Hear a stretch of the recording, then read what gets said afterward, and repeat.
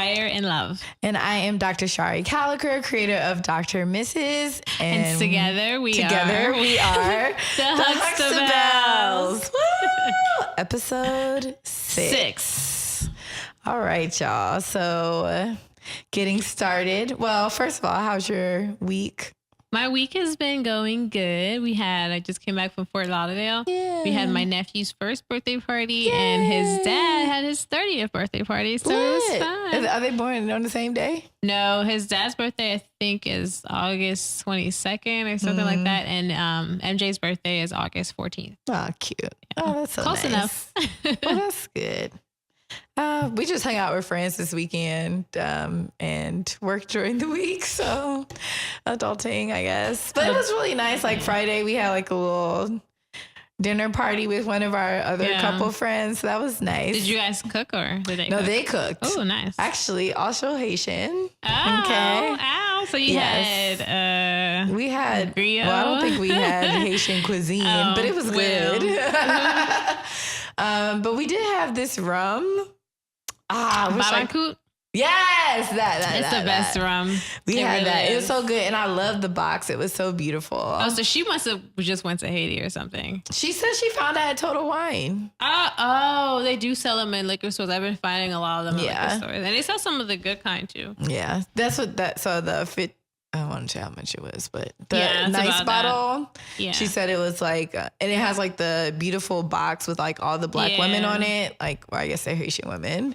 But yes, it was great. We had a really great time. The longer it's aged, the more expensive it is. Okay. Yeah. Fair.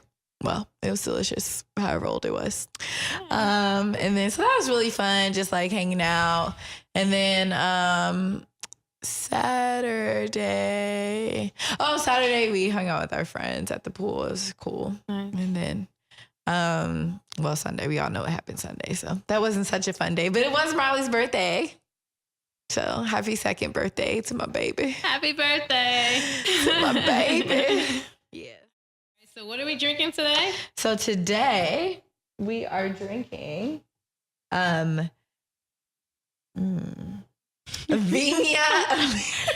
I need you to know what wine you brought. Vigna Alicia is a Malbec from 2013. The reason why I don't know is because it was a gift for our housewarming, but it's good. I like it. It is really good. I actually love Malbec, so I was like, "Oh, this is good." I'll just bring it. I don't have any complaints, and it's actually because the bottle is warm, so I thought it was going to be like the worst. But even warm, it probably tastes really good. Chill, but even warm, it tastes really good. I have zero complaints. Good. It's not like bitter or dry. Look at you, zero complaints. I like it. I'll toast to that, friends.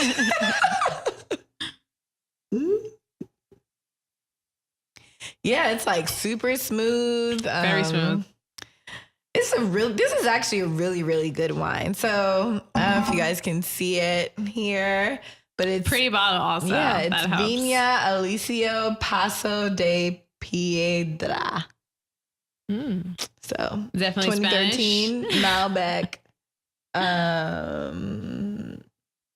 Good. This one is a good steak wine or pork, any type of red meat. I really do love it though. It's actually really, really good. So shout out to whomever brought this to my housewarming. It's delicious. That might have been the party before the housewarming. We were crazy and had 2 parties that weekend. So the more parties, the better. Can't ever have too many of those. I mean, I'm not complaining. I mean, especially when you still have leftover wine that you can come to share with your friends. Exactly. Good. All right. So you guys, as you guys know, if you've been joining us for the past 6 episodes, we always do a travel segment where we talk about like our travels, where we've been. So it's only fitting that we do one about how we got there. How we get there. Yeah. So our topic today is, well, the name of it is Let's Go to Sleep in Paris, Wake Up in Tokyo. If you don't listen to Lupe Fiasco, you need to. You're bad. But yeah, so we're talking about our little travel sneak tips, how to get there, different tricks and just being vigilant. Traveling is all about being patient. Very patient. Because like I always say, like traveling is kind of like as far as like airline prices and sales, it's really like the stock market. For sure. You don't know if it's going to go up or down. If it's up, is it going to coming down? Or if it's down, is it going to go back up? So you just have to like, if you feel like it's a good price, go for it. Just go for it. But definitely I mean, a lot of people always ask me because they're like, how do you vacation so much? Like you must just have so much money. And I'm just like, no, it's really not a finance thing. It's a priority thing. I want to travel, so I make time for it. Yeah. And also like I put in the time and the effort into work to make sure I'm not going on a $25 vacation. Like my vacations are very reasonable. Like someone's like, I mean, I found a flight to Athens for $300. Like I don't think, I mean, that's dope. That's like Beats headphones. Yeah, for sure. Free if you buy a Mac or a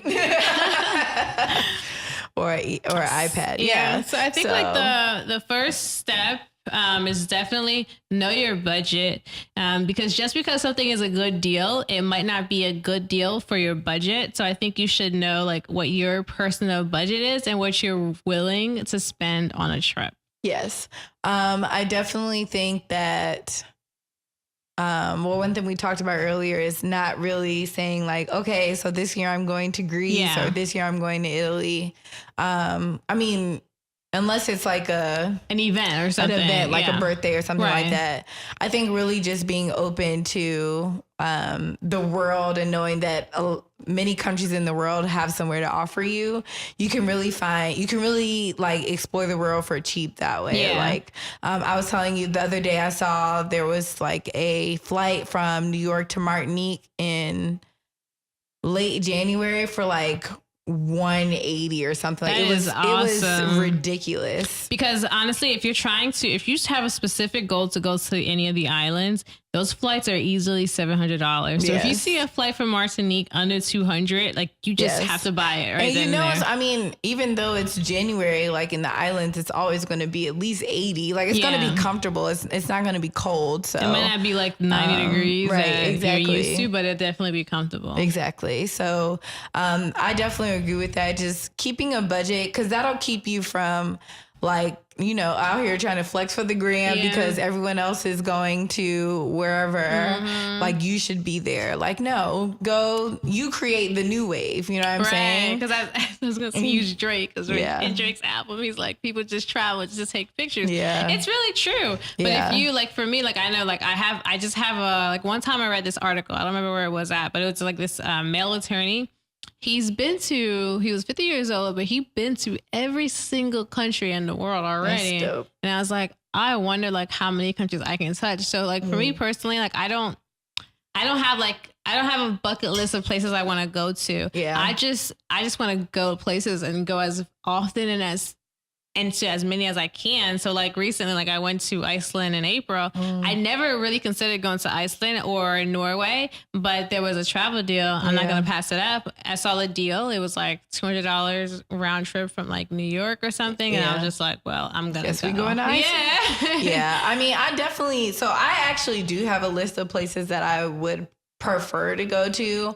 But when I saw that travel deal, I was like, I mean, Martinique was not on the list, but how awesome is it to say like I spent $200 on this trip, like round trip. It was like almost like I couldn't pass it up. When I read about it, it was like more flexible dates. So I was going to look at it just a little bit more, but you should do it. Yeah, I just feel like is there a travel window?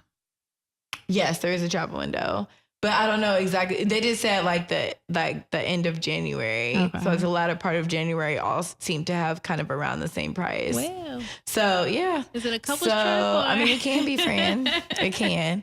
So yeah. So I would say like, but I feel like at the end of the day, $200 is like, you pay that to go where you can't, there's not even a lot of places you can go to in the United States for $200 round trip. Sometimes even from here to Miami is not $200 round trip. So is it really that big of a deal to say like, I'm going to Martinique for the weekend? Like, absolutely not. And then like I jokingly said to you, like you get like, you go out, you get a little intoxicated and you end up buying rounds of drink and it's going to cost you more than $200. You could have spent that money on a trip going to a trip. Martinique. Exactly. So definitely the first thing, but back to like setting the budget. It's important because like, let's say, like you said, like you don't really care. You don't have a list.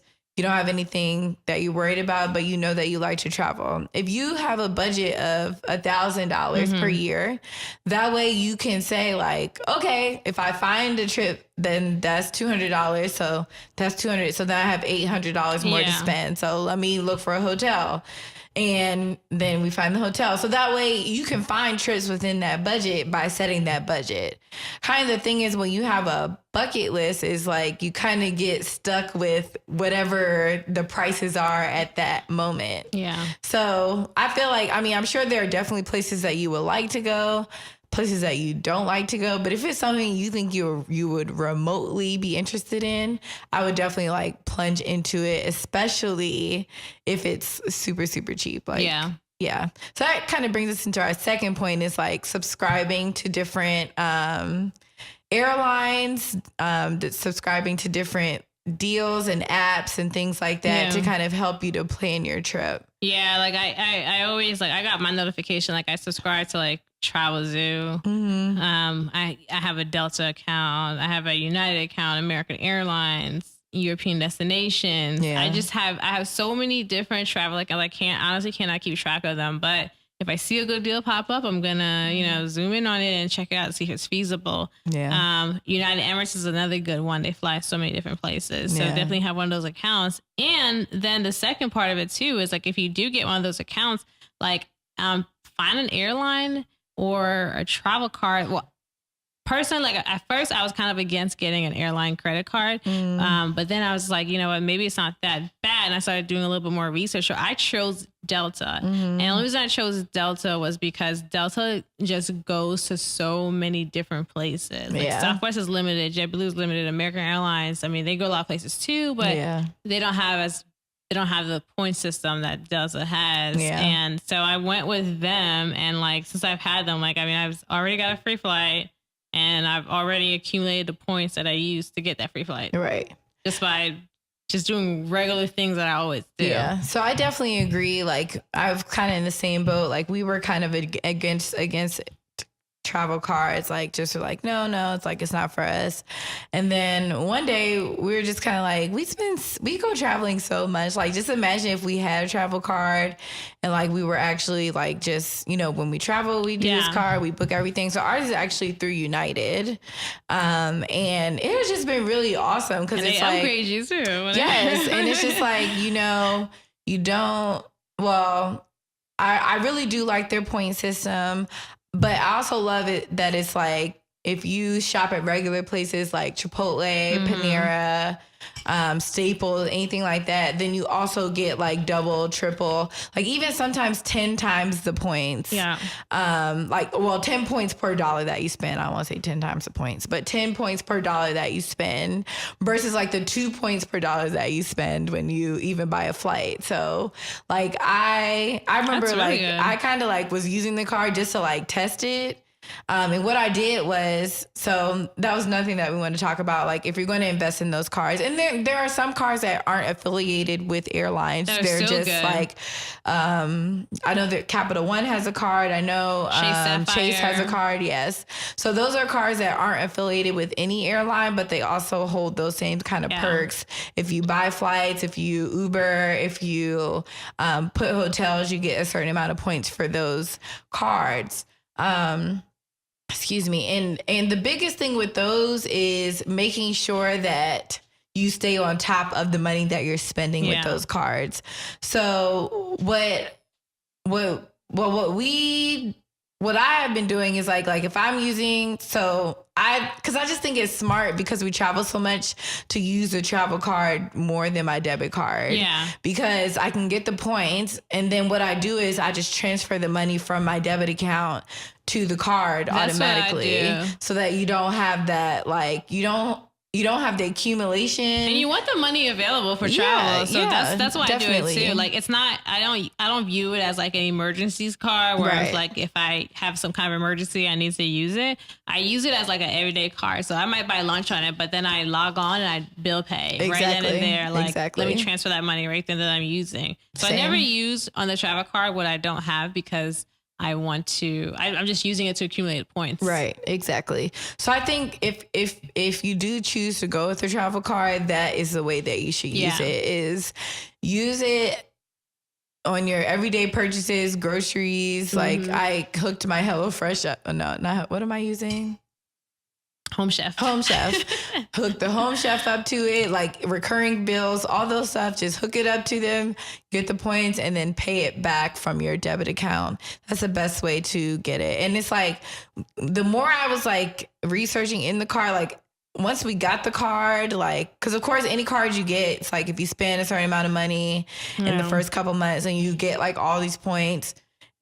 Excuse me. And then, like, as you keep going, they're like, oh, well, if you go to this hotel, then you will get like triple points. Or if you go with this certain company, like a car rental company, then you'll get triple points. Yeah. So clearly it's all like a way to get you to spend money with these companies. But at the end of the day, like, if I get my points and I need a hotel and a rental car, then I'm definitely going to go there. And what I'll do is I'll go to those websites. I'll look at the hotel prices, and then I'll still pull up like a Hotwire or Priceline just to price compare. Like, for me, I'm a Marriott girl, so like, me too. I love Marriott. If it's not a Marriott, I'm probably not staying anyway. But I'll still go to see if there is something more worthwhile than the money that I will spend there. But I'm also like a points member with Marriott. So it's like, honestly, if I'm not knocking out two birds with one stone, like $20 isn't going to make me much of a difference. Exactly. And that brings us to our next point. You should always compare. Yes. So compare, like, there are many sites you use, Hotwire, Expedia, whatever else there is out there. Google Flights is my favorite one. Yes. I don't go to anything else now. I just do Google Flights. I used to do like Kayak. I still do Priceline sometimes. I don't do anything because like Google Flights just has all of it there, and it guesstimates Southwest. Yeah. So does it now? It does. It guesstimates what Southwest would be, and then just go on Southwest website and just compare it yourself. Yeah. But definitely, if you find a flight deal, still compare it to every single thing. Every website that you could think of, compare it. Hotels, the same thing. If you find a hotel on Hotwire or on Trivago or wherever, or Marriott's website, compare. Yeah. And the good thing about, like, if you find a Marriott hotel like on a different account, the good thing about Marriott is you can still link it back to your account and get the points for it. Yeah. And just to kind of piggyback on that, just making sure that you are being cognizant about, like, even if there's a price difference, still weigh the pros and cons, like as far as the points are. Like, if you are, because Marriott has a lot of different hotels under them, like many. Like, they got Sheraton, Ritz-Carlton. No, the W. Yes. So, just really, like, if the difference between like a Marriott and a Holiday Inn is like $20 and you're a member of the Marriott, like, the points were always, I don't know, I am like points a points addict at this point. Like, since I got that travel card, I'm like, where can I get the points? For free. Yeah.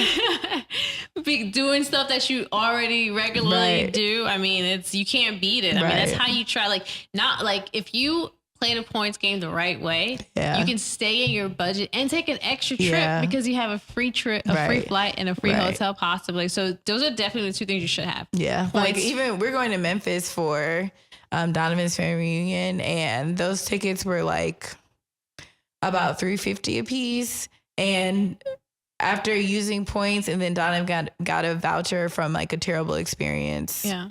When we were in Houston, we'll probably come out only spending $100. That is dope for both of us. And we could really be spending nothing, but like I'm like, we're not spending all of our points on this. Like we're going to spend $100 is great. We'll go with it. And then another thing too is like if you have to travel for work, no matter how often, definitely like I know some companies give like company cards. Yeah. I would like fight against that. Yes. Use your own card. Yes. You and get the reimbursed points. for sure. Get reimbursed. Like use it. Like when I travel for work kind of often. Yeah. And if I have to leave, I'm going to book the flight myself and I'll submit an expense report. Yes. If you have that luxury, don't be cheap. Just front the money up front and get paid back because you're going to get points for travel that you have to do and that you don't have to pay for. Yes. 110% agree. Like I did that with my first ever rewards card was through Wells Fargo. And it was like, you know, they were like, oh, your credit's good. And I see you're doing this. You should get this card. I'm like, okay, whatever. It's like my first card that I got by myself, a rewards card. And so what I did was I used that card for my CME money. So like any conference that I went to, like I put it on that card. Anytime I ate while I was at the conference, like all the expenses went on that card. And then when they reimbursed me, I just put it right back on the card. It's better and, too because built up points. Look at your statements and then you could clearly see what you spent. Where the money and went. It's easier to fill out your expense reports. Like I spent this on lunch, dinner, this much. whatever. Exactly. Ain't no keeping receipts. Not doing that. I don't keep receipts. Like I copy and paste the expense report and print it out. And like, this is what I spent on my credit card. And so. Do it what you will. Yeah. Do what you do.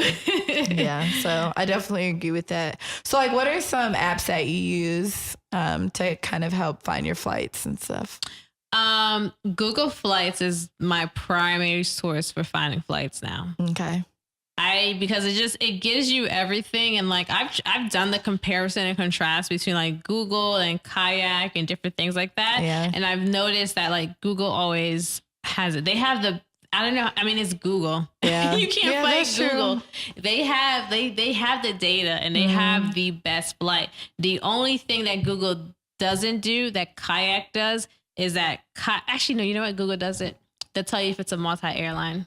Yes, they will. They do. So never mind. Google does that. And what I do a lot of times too is like, so I use Google in like two ways. Like I'll search a round trip flight on Google. And then if I feel like I can get a better price, then I do a one ways and I compare how much each one way is.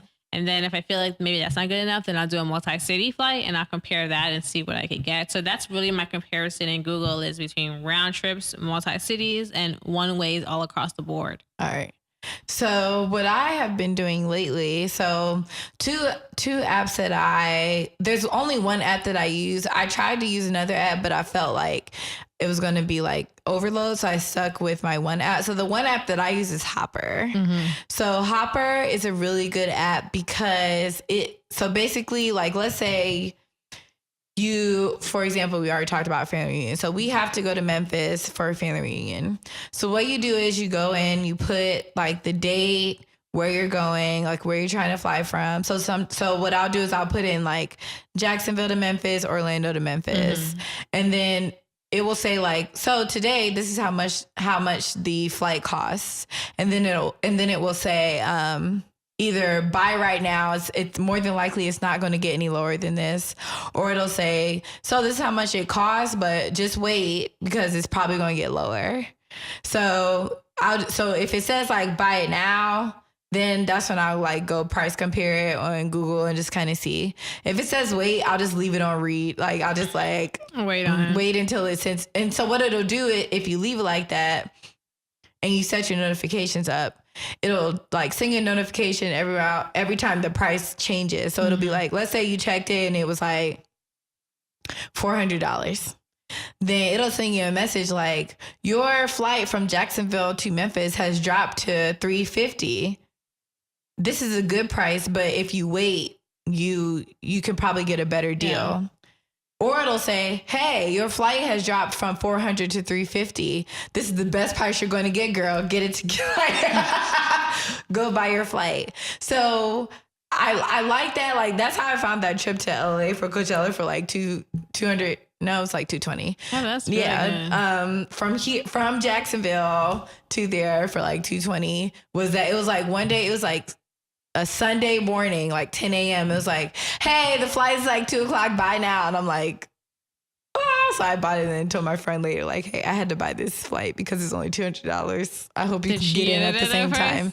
Well, she was coming from a further time, but she was just trying to buy her flight so that she would arrive and leave around the same time that I was. So I'm like, hey, girl, I know we're supposed to have this discussion, but the flight was only, I already did it. I had to buy it today. My only critique with Hopper is like, sometimes I feel like they only consider the lowest price. And like, so for me, sometimes like, there's a different time I want, and this is for a specific reason, and that price is not really being monitored. It's just like the lowest price, and that lowest price, probably the time doesn't like work for me for whatever reason. Yeah, so that is my only critique of them. So I don't rely heavily on them because of that, unless I am, and that's that leads to another point, being flexible. Yeah. Unless I am completely flexible and I really want to get like the best price I can get, and I can leave whenever. Then I rely on them. But if I'm not flexible at all, then I can't really rely on Hopper 100%. Yeah. I mean, I feel like, because you're right. Sometimes the flights that they pick for you are like 2-day flights, like whatever. But I feel like I just always look for like the flight that best suits me. And then like when they pick that, because I guess what I found is usually that flight still correlates with, as far as like, if this flight has gotten cheaper, then most likely those flights have gotten cheaper. And if you pick that flight and it's like a whole bunch of flights that are like 1-day flights, and then there's just one that is a decent flight, then usually like either it's that flight or it's nothing. And I will still compare with Google Flights. Like anytime, even when they say like, this is the best flight you're going to get, girl, like buy it now, I still always compare it with Google Flights. And I still look at Southwest just to make sure that I'm getting the best flight. Because I hate to waste money. I'm all about balling on a budget, friend. So, yeah. So Hopper, have you used Skyscanner or heard about Skyscanner? What do you think about that one? I like it because, actually I haven't used Skyscanner. What I've used is Skip Lagged. Oh, I haven't heard of that one. So Skip Lagged, it plays off of connections. So let's say you want to go to Atlanta, right? And like, it might be expensive if you're like Jacksonville to Atlanta, but if you go on Skyscanner, it'll find you like a cheap flight that has a layover in Atlanta, and it'll tell you, don't check your bag in because you're not going to catch the other connection. What's the name of this? Skip Lagged. Skip Lagged. Yeah. It finds connections to cities you want to go. So if you want to go to Chicago and there's a connection there, then you just book the connection. And don't take the whole flight. Yeah. So if you check your bag in, like it kind of screws, you're going to lose your luggage. But but what about like return flights though? You kind of do the same thing. Or you might have to spend a little extra to get for home. A one way. Yeah. Because Jacksonville's not really like a layover area. Yeah. But it's more beneficial for outgoing, because if you're going to Atlanta, that's a layover city. Yeah. New York is a layover city. So it's only helpful if you're flying to a city that is typically a layover, like Charlotte. Yeah. Okay. So I've never heard of that one, but that seems like good. I don't know, almost in theory. Yeah. But then my concern would be like getting back. How are you? Do you just catch the connection, or? Well, you can book round trip flights. Like it's not going to just give you a one way and you're out. Like it'll give you what the full price is for like a round trip for what you're trying to do. And if you need a connection, if it's a connection flight for on your way home, it'll tell you don't check your bag in. So it'll tell you like if it's a connection or final destination area. That's interesting. Yeah. I heard. So the only other one that I heard of is Skyscanner. I'm pretty sure there's another one I heard of, but I don't know what happened. But Skyscanner is the one that I actually like downloaded and looked at. That's why I remember it. But it was a little bit too busy for me. It was I like very simple, like, I don't know. I like things in order. And when I opened it, I was like, oh, too much. No, absolutely not. But if you are I feel like, if you can look past that, which I feel like a lot of times is how you find the deals also, is like being able to search, like if you're a rack searcher, like if you could look through all the clutter to find something that you really like. I can't chop through the racks. Yeah, me either.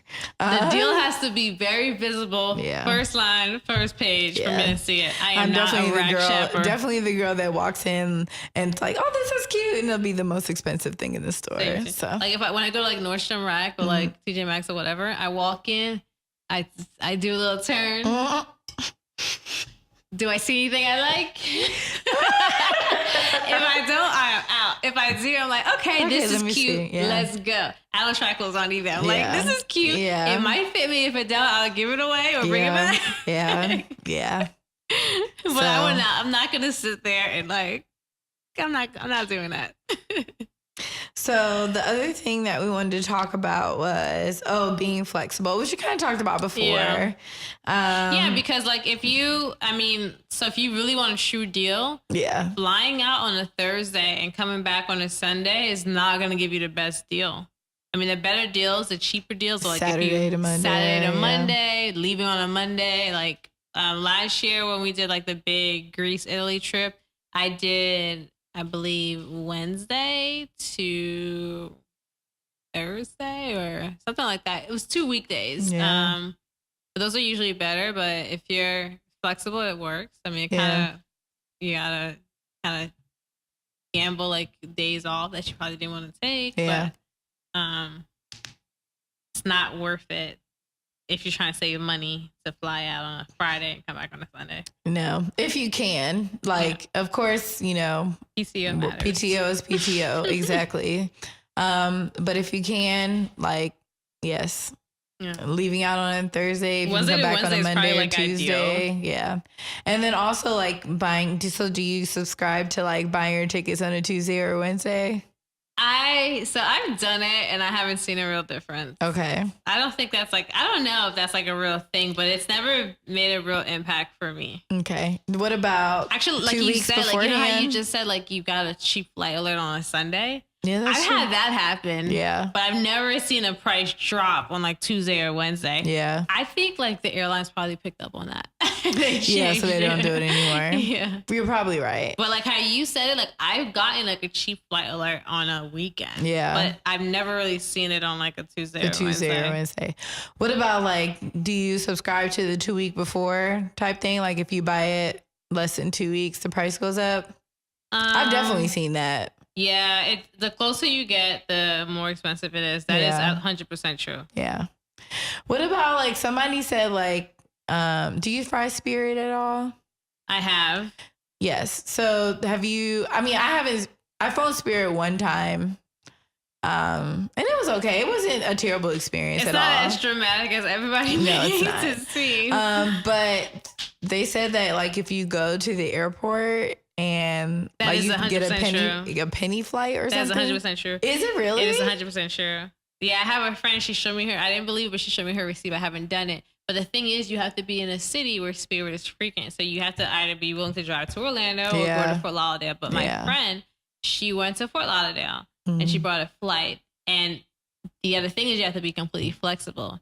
She flew to Costa Rica for $1 one way. And she showed me the receipt. The thing is, it's like Spirit and Frontier is the same thing. When you buy online, they charge a bunch of fees and stuff. So when you buy it like at straight, the airport, there's no fees. So yeah, you can get the flights that cheap, but we're not ever gonna get that benefit because we might now because Frontier is here. Yes, so Frontier we might be able to drive. Oh wait, did I know that? I don't think I did. Because I think when I flew Frontier, I went to Orlando. But this is the first year. Yeah. No, was it Orlando?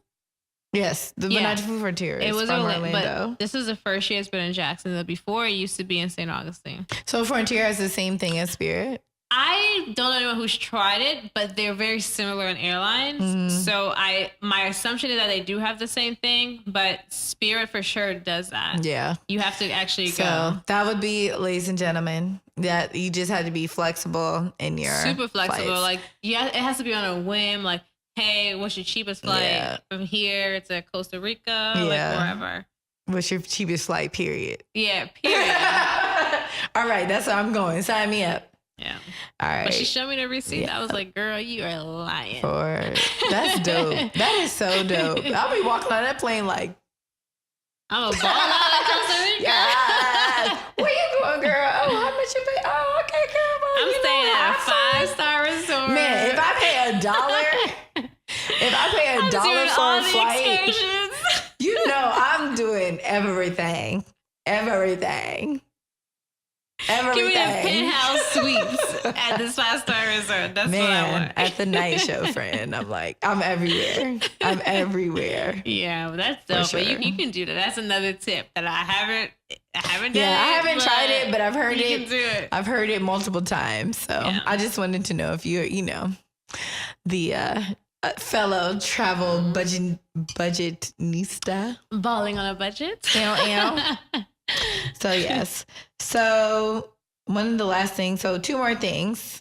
European domestic flights, which we touched on briefly earlier when we talked about Greece.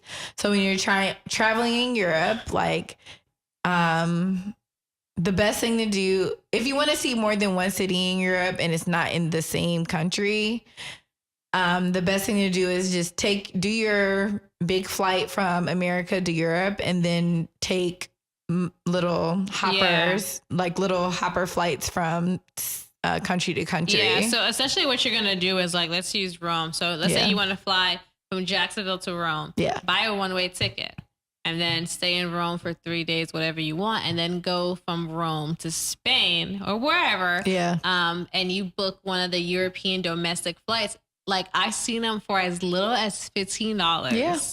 And book that. Yeah. And then let's say you want to go to another European city, book it from Spain to Paris. Yeah. Probably like $10, $15, $20, depending on when you buy it. And then from Paris, buy a flight home. Yeah. Or if you want to go longer, you just kind of continue on that trend. But it's a lot cheaper when you book domestic flights because the most expensive part of your Europe trip is from the U.S. to wherever. Yes. If you're flying intra-Europe, super cheap. So my difference was because I looked at that flying one way, and maybe just because where I was flying one way from, but flying one way and then trying to leave from a different place was more expensive than flying round trip from the same city.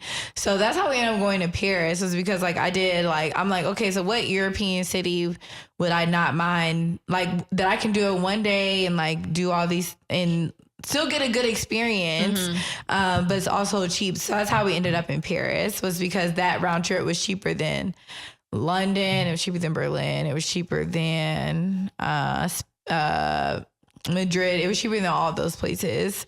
So then again, just play around with the flights, like see what you want to do, one way versus round trip, because it can make a difference. Yeah, that's I'm going back to it. Compare. And don't be worried about the European flights. Because that's one thing that I was worried about, because I never flown European planes, and I don't know if the regulations were the same or like what was going on. Girl, it doesn't matter. United States has the strictest regulations. So if it doesn't fly in the U.S., just don't bring it. If it flies in the U.S., you're fine. But their regulations are our regulations are stricter than theirs. Yeah. I definitely because I just got tired of researching each airline that like my hopper came up and said was the cheapest. So I just bought the tickets. I didn't even care anymore. Yeah. But each flight that I flew on was like very professional. It was very nice. The seats were comfortable. Very comfortable. It was just like flying any domestic flight in the United States. They don't include your carry-on.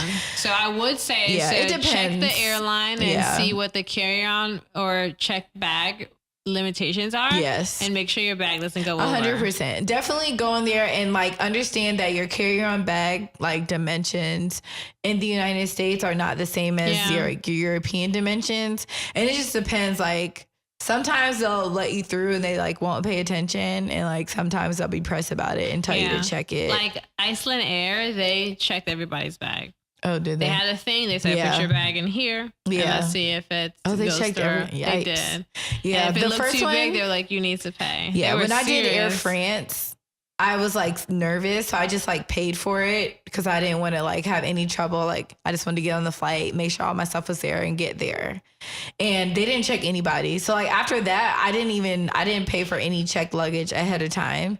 Like a couple of the flights, they checked our luggage like just for free. Like if you were going on like, you know how sometimes like, I know from here to DC, like if you fly United, it's like a small plane. So they check your flight automatically. It was kind of like that. So they're like, oh, like this is a small plane. Like we're just going to check it automatically. And we didn't have to pay. So I never paid for like, I'm like, you will tell me if mine is expensive, if it doesn't fit, and then we'll do it. But that's good to know. Iceland Air. Speaking of Air France, they're Delta affiliated, so you get points for that.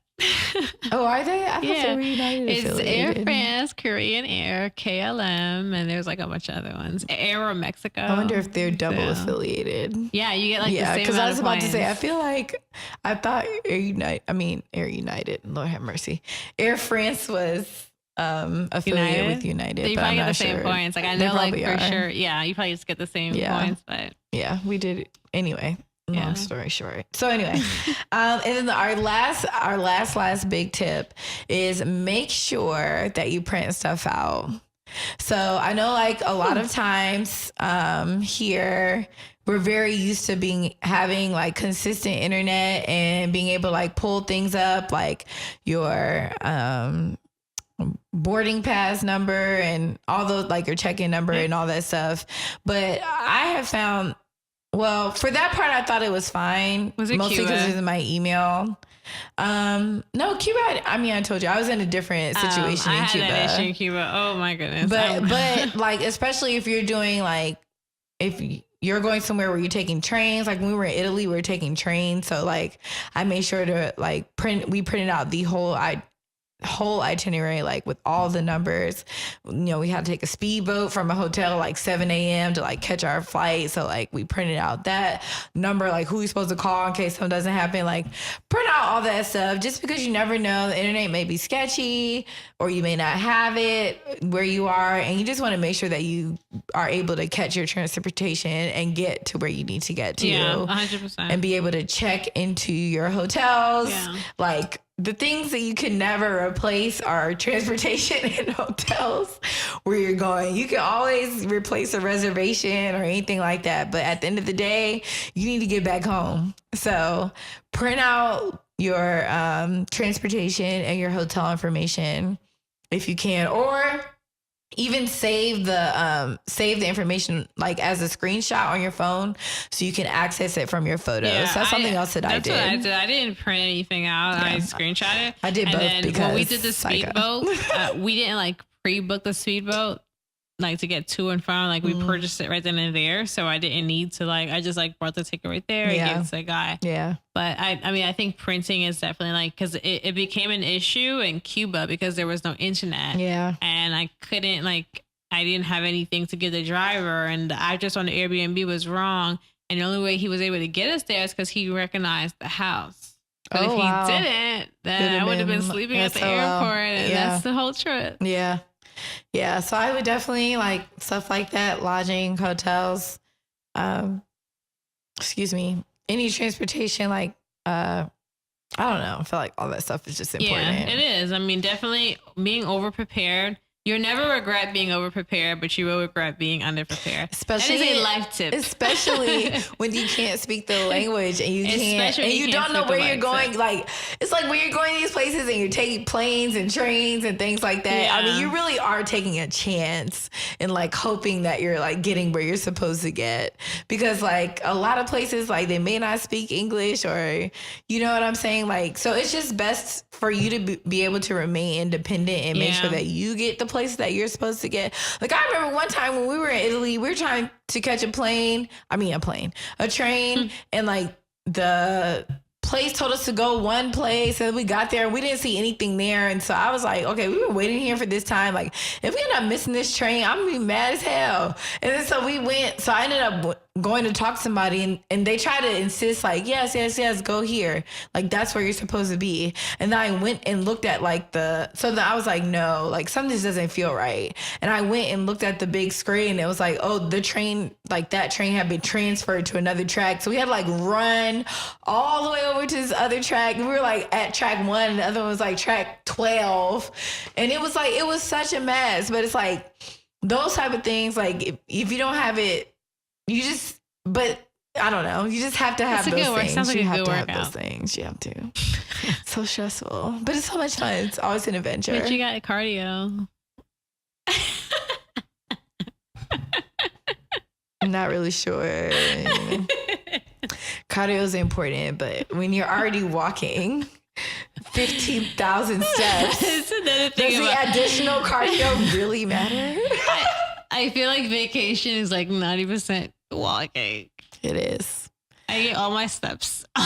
It is. But all I do is walk. It is fun. It's cool. You get to explore. And Jesus, anyway. all I'm doing is walking. It's fun though. Yeah. Then you look at your watch like, oh, I'm so accomplished on vacation. And then you go back home and you're like, oh, 2,000 steps. Right, exactly. Maybe on a good day. For sure. So those are our tips for traveling. I hope that you guys get some great things out of it. And if you have any questions, feel free to email us. Also, I can help you out because I book travel. Yeah. So at esquireinlove.com, she will help you book your next vacation or vacation. And then any other questions that you have in general about traveling or booking hotels or opinions about different cars and things like that, because we've both done all the research for you. You can definitely send it to the Huxtabelles, TheHuxtabelles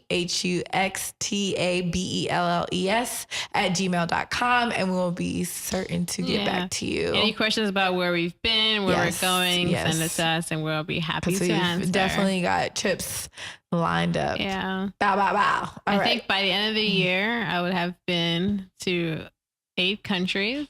2 have just been in this year. Yeah, 2018. Last year I did 5 countries. This year 8, but 2 are repeats. So technically, I guess 1 country more than last year. So I am on my little way to accomplishing this goal. Yeah. Yeah. We bought like the little like scratch off map. So when I saw that, it like got me super motivated. I get that. Oh, maybe, Santa might have something for you in your stocking. Yay. I like it. But yes, so that's kind of motivated me too. So I don't know how many countries, I haven't kept up with it, but we've got, what is this, September? So we've got 1, 2, 3. I think we've only got 2 more trips left for this year. And then we've got 1 trip so far for next year. Yeah. So. Next is the travel segment. Travel. All right. So, we've been talking about travel. So our travel segment location this year. Well, this episode. This year. It's Washington, D.C. D.C., District of Columbia. Yes, D.C. My number one favorite thing about D.C. is jumbo slices. Okay, so first of all, before we get into it, I would just like to say a shout out because that's my hometown, the DMV area for the people that's from PG and listening. So, yes, we're talking about DC, and I just introduced my husband to jumbo slices the last time we went home. Did it change his life? Why haven't you told me about this? It's actually a really interesting story. We went out, so my best friend, it was her birthday, which is why we're in town, and we were just out like super, super late, and so we stopped there to get pizza, and then I guess some lady bought too many jumbo slices, and she gave us one. Oh. And then so we just took our jumbo slice and left, and it was so delicious. You never really have too much jumbo slices. I mean, I'm not mad at her for sharing. Me either. And then Donna was like, why haven't you told me about got this. As if mumbo sauce wasn't enough. Chicken wings, like going to the curry out. I wasn't that impressed about mumbo sauce. I mean, that's your bad. You went to the wrong carry out. I don't know what to tell you. I don't know. I wasn't impressed. I was like, I think mumbo sauce is a perfect mix of like sweet and sour and savory. It's just so good. It's so good. And jumbo slices are definitely number one. I mean, I guess. I mean, that can be your opinion. It is. So DC. So obviously I have like a bias, but like, what are your top 3 places to go in DC? Definitely African American Museum. Yeah. Which I still haven't been to yet, and I'm very sad about it. If you go to DC, here are my top 3 as an outsider. African American Museum, brunch anywhere, and day partying. You have to do those 3 things. Yes. So my top 3 things would probably be, 1, you have to go paddle boating in the tidal basin. It's really nice. You get to like paddle boat and like see the different memorials, like Jefferson Memorial and stuff like that. So it's super dope. So that's a lot of walking too. I did walk. It is a lot of walking, but once you get there, it was like that's like my favorite pastime. My dad used to take us there, like paddle boating in the tidal basin, and that's like still my favorite pastime. I think that's like number 1. Yeah. Number 2, definitely take advantage of like the Smithsonian's. And there are multiple of them, so yes. Yeah. So Smithsonian. I personally like the Air and Space Museum a lot. I think I've been to that one. I haven't been to the African American Museum yet. I tried to go last time I went, but a certain someone who I already told y'all, my best friend, kept me out too late. So I wasn't able to go the next day like I wanted to. But starting in September, you're not going to require a ticket during the weekdays. So that's like super clutch. I was going to say you're never required a ticket. Yeah. Hack. We just walked up there with no tickets, and then the guy ours was on a Saturday. I wasn't about to try. I went on a Saturday too. Oh, I wasn't about to try it. It's not really like. First of all, I've been twice. The first time I went, we only had 3 tickets, and then we were walking, and some guy was like, "Hey, you can have our tickets." Yeah. So then he gave us some. It still wasn't enough, and then the person at the door, because I mean, how many people were y'all rolling into? So we went for it was all my family. We went for my brother's wedding last year in DC, and it was during a hurricane. And so, like, we got all the flights were canceled. Yeah. Oh, so you're every single flight. So we were just like wanted to go, and so we went. But then the second time I was during cherry blossom season in DC. Yeah. That's surprising. It wasn't busy. It was busy, but the thing is, like, it depends on who's working there. Like, if they're like super dope, they'll let you in. Like, it was busy both times we went there, but they were just kind of like just walk through. He just took we had like 4 tickets, and it's probably like 8 of us, and he was just like, just go. Yeah.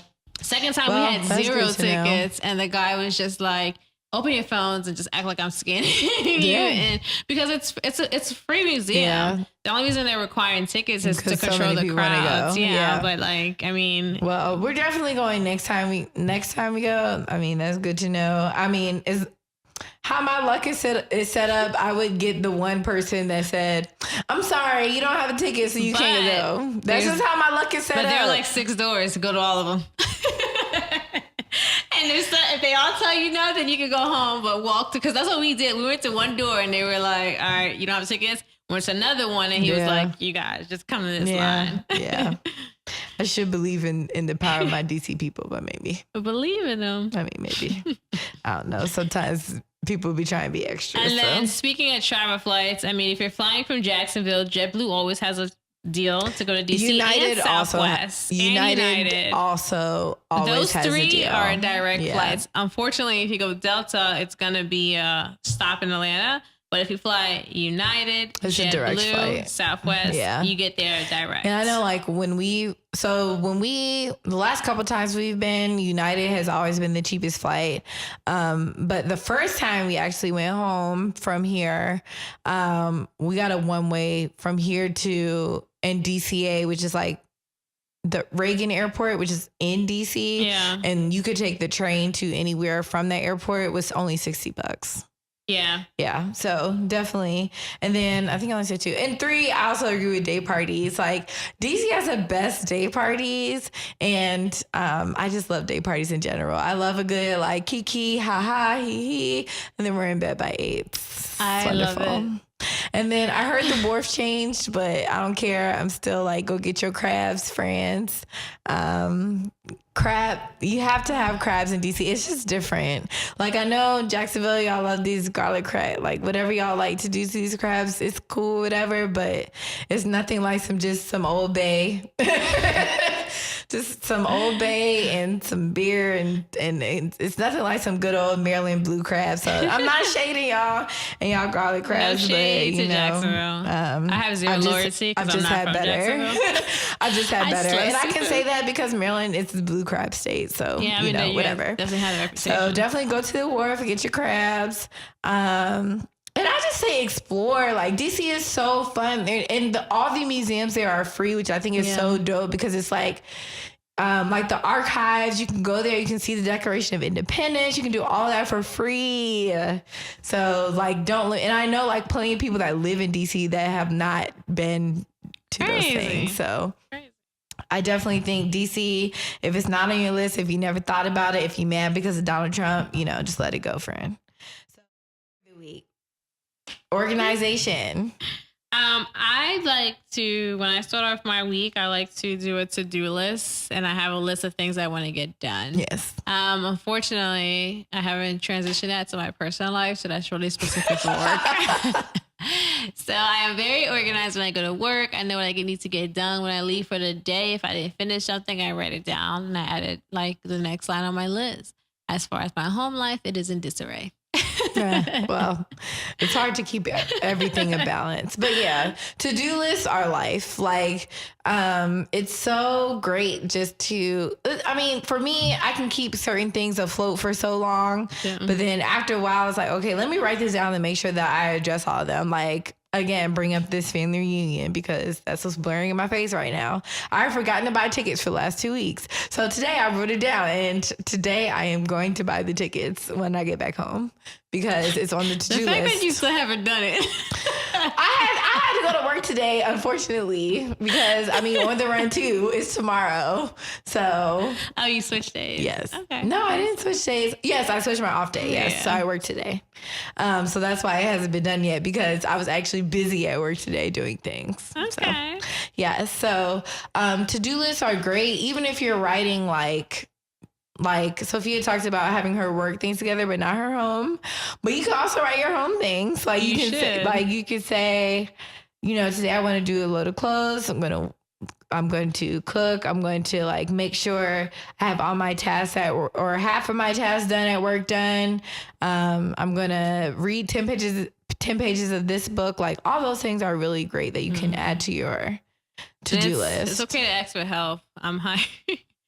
I'm very much a clean freak, but like with traveling and stuff, it's really hard. So I stay on as much as I can, but I'm definitely hiring a maid service for one day. Yeah.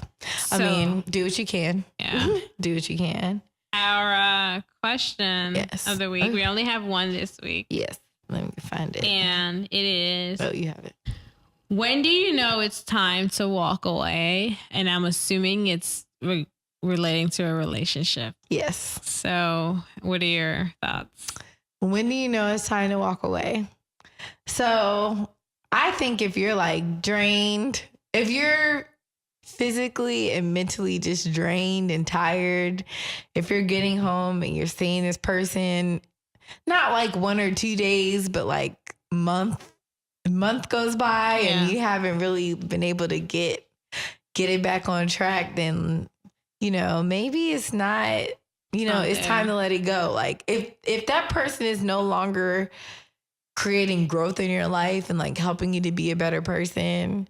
And I don't feel like, when you're in a relationship that's how life goes all the time. Yeah. That's not how relationships go all the time. And I guess that's like the dilemma. It's like, when do you know if it's a season? Because in our first episode, it was, I hate you so much right now. Obviously, that's not really for real. Yeah. But when do you know if it's like a season versus this is what it's going to be for the foreseeable future and it's not getting any better? How do you distinguish that was what it is and I need to walk away? I definitely feel like history. Like if you're having to have the same toxic conversations over and over. So not, as we also discussed in that episode, not necessarily like taking out the trash or doing the dishes, but like if I'm constantly catching you in lies, like if you're cheating on me repeatedly, if you aren't telling the truth to my family or like close friends, like, or, you know, if, whatever your deal breaker is, or even anything that's close to your deal breaker, like, I feel like those things are non-negotiable. And even like some of those things, like now that I'm married, I had deal breakers that now that I'm married, some things may possibly be negotiable that weren't negotiable beforehand. Point. A lot of our deal breakers before we felt like we met the right one is not the same deal breaker. And it's not to say that you've lessened your standards. It's just that you realize that love makes a lot of things a little bit more tolerable. Yes, but at the end of the day, there's also a difference between making things a little bit more tolerable and like realizing when you're being taken advantage of. Exactly. And I think that's probably really when you know you need to walk away.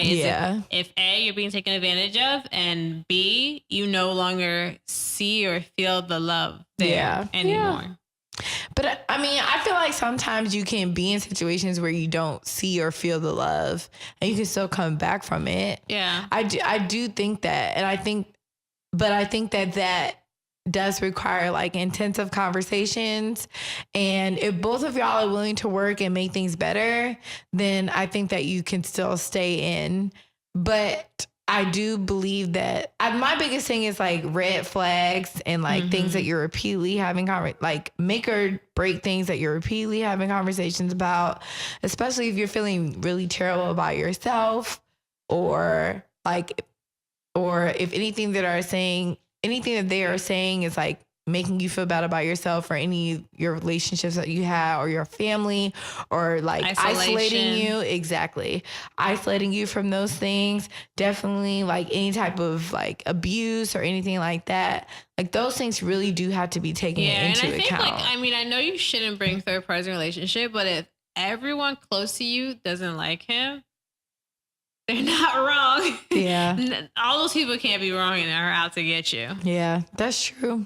That's true. So I think it's, you know, and that's a good thing that you brought up too, is like choosing who's going to be in your relationship is really important because it's very nice to say that you shouldn't have third parties in your relationship, but honestly, neutral opinion. A village does raise a child, and at the end of the day, you will want to reach out to somebody that is going to be able to, you know, support you and support your relationship, and point you in the right direction. Of course. And so, I think that is important. And it's also like, if you like, let's say like I chose you. So like if something happens, I'm like, let me talk to Sophia about whatever is going on. So even though I trust you in that situation, like I have to trust you in all situations. Like if I've chosen you as that person that like supports me, like, and I know that you support me and support this relationship and you're not going to do anything to the detriment, then also if you say like, Shari, you messed up, then I have to be okay with what you are saying. 100%. And I feel like a lot of times we don't like to hear that we messed up. But sometimes, you know, you got to be comfortable with hearing that. Like, I mean, I would like personally, I would never tell someone like the only time I would tell you to, girl, you need to leave him is if I see toxic characteristics or behaviors. If he's repeatedly cheating on you, repeatedly lying to you, making you feel like you're less than or isolating you, then I'll step in and say, girl, you need to leave him. But if you're complaining about he doesn't take the trash out or, you know, whatever else, like I would never tell you to leave him. Like I think that's your decision and I'm not going to interfere in that. Yeah.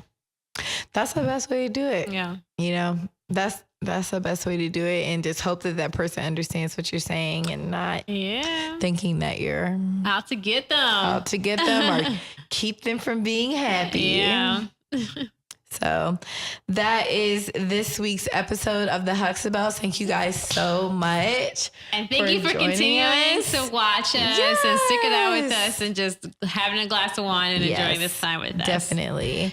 And listening to us on all of our platforms. So with that being said, any questions, comments, concerns, you can reach out to us at thehuxtabelles@gmail.com. You can also follow us at thehuxtabelles No. On Instagram. On Instagram. I'm like, that's not right. So yes, you can follow us on Instagram at the Huxtabelles. You can follow us on Facebook at the Huxtabelles Podcast. You can follow Sophia at Esquire in Love. You can follow me at This is Dr. Mrs. And stay in touch. Yes, we really appreciate you guys, and we will see you guys next week. Bye. Bye.